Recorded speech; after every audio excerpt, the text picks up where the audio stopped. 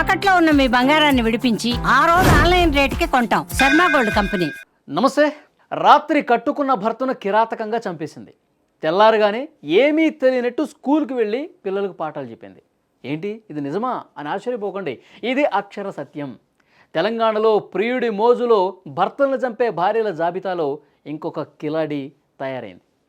అక్షరాలు నేర్పాల్సిన ఆ చేతులే అపవిత్ర బంధం కోసం భర్త ప్రాణాలు తీసేసిందండి.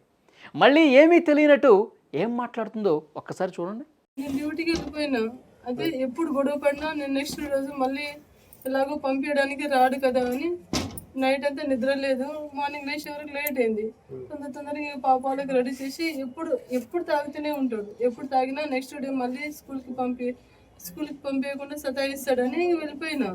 ఇంకా అక్కడికి వెళ్ళి ఎఫ్ఆర్ఎస్ తీసుకుని ఫోన్ చేసిన, లిఫ్ట్ చేయలేదు. సరే పడుకున్నాడేమో అని తర్వాత అక్కకు ఫోన్ చేసిన. అయితే అక్క ఒకసారి లక్ష్మణ్ ఫోన్ లిఫ్ట్ చేస్తలేడు, వీలైతే చూడక్క అంటే అంకుల్ వచ్చి చూసిండంట. ఏం లేదు బాగానే ఉందమ్మా, బాగానే పడుకున్నాడు అన్నాడు. లేదు అంకుల్ ఫోన్ లిఫ్ట్ చేస్తలేడు, చాలాసేపు అవుతుంది, ఎప్పుడు చేసినా ఒకసారైనా లిఫ్ట్ చేస్తాడు అన్న. అయితే తర్వాత మళ్ళీ వస్తే లేస్తలేడు అని చెప్పిండు. చూశారుగా అసలు ఏం జరిగిందంటే, నవంబర్ 25వ తారీఖు ఉదయం కథ. దానికి ముందు రోజు రాత్రి అచ్చంపేట పట్టణంలోని మారుతినగర్ కాలనీలో లక్ష్మణ్ నాయక్ అనే వ్యక్తి తన ఇంట్లో గాఢ నిద్రలో ఉన్నాడు. సరిగ్గా అదే సమయం కోసం ఎదురు చూస్తోంది అతని భార్య పద్మ. కేవలం ఆమె ఒక్కతే కాదు, ఆమె ప్రియుడు సహోద్యోగి గోపి కూడా అక్కడే ఉన్నాడు. తమ వివాహేతర బంధానికి లక్ష్మణ్ అడ్డుగా ఉన్నాడని భావించిన ఆ ఇద్దరూ నిద్రిస్తున్న లక్ష్మణ్ ముక్కు నోటిపై వస్త్రంతో గట్టిగా అదింపట్టారు. ఊపిరాడకుండా చేశారు. విలవిల్లాడిన ఆ ప్రాణం అనంతవాయువుల్లో కలిసిపోయింది. కానీ అసలైన భయానక దృశ్యం మరుసటి రోజు మొదలైంది. భర్త శవం ఇంట్లో ఉండగానే పద్మ ఏమాత్రం బెరుకు లేకుండా స్కూల్కి వెళ్ళిపోయింది. విద్యార్థులకు పాఠాలు చెబుతూనే మరోవైపు హైడ్రామాకు తెరలేపిందండి. తన భర్త ఫోన్ ఎత్తడం లేదంటూ ఇంటి యజమానికి ఫోన్ చేసి ఆందోళనగా ఉన్నట్టు నటించింది. మధ్యాహ్నం హడావుడిగా ఇంటికి వచ్చి భర్త చనిపోయి ఉన్నాడంటూ శవంపై పడి బోరున ఏడ్చి కాలనీ వాసులందరినీ నమ్మించే ప్రయత్నం చేసింది. లక్ష్మణ్ సోదరుడు శ్రీరామ్ ఫిర్యాదుతో పోలీసులు రంగంలోకి దిగారు.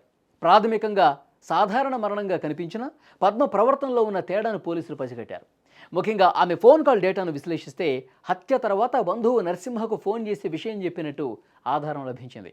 సిఐ నాగరాజు ఆధ్వర్యంలో పోలీసులు పద్మ అలాగే గోపిలను కూడా అదుపులోకి తీసుకుని విచారిస్తే నిజం మొత్తం గక్కేశారు. బుధవారం రోజు వాళ్ళని అరెస్ట్ కూడా చేశారు. మా తమ్మునికి వేరే వారితోటి చంపేయడం జరిగింది.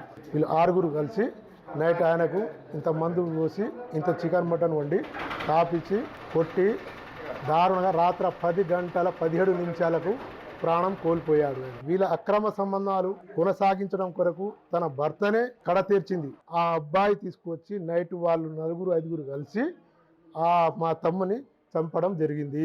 ఇది ఇంతవరకు మాకు జర నయం చేయాలని మీకు ప్రయత్నం చేస్తున్నాను. ప్రస్తుతం కిరాతక జంట జైల్లో ఊచలెక్క పెడుతోంది. జూనియర్ సివిల్ కోర్టు జడ్జి స్పందన వీరిద్దరికి కూడా 14 రోజుల రిమాండ్ విధించారు. టీచర్గా మంచి విద్యాబుద్ధులు నేర్పాల్సినటువంటి ఈ మేడం గారు అక్రమ సంబంధం కోసం ఒక నిండు ప్రాణాన్ని బలి తీసుకోవటం చాలా షాక్కి గురి చేస్తోంది. అక్కడ ఉన్నటువంటి స్థానికులు మొదట నిజమని చెప్పి నమ్మారు.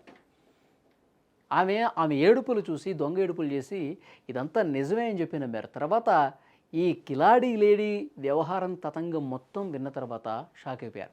ఇలాంటి ఆడవాళ్ళు సమాజంలో ఇప్పుడు నిత్యం అయిపోయారు. రోజుకొకళ్ళు తయారవుతూ ఉన్నారు, మనం చూస్తూ ఉన్నాం.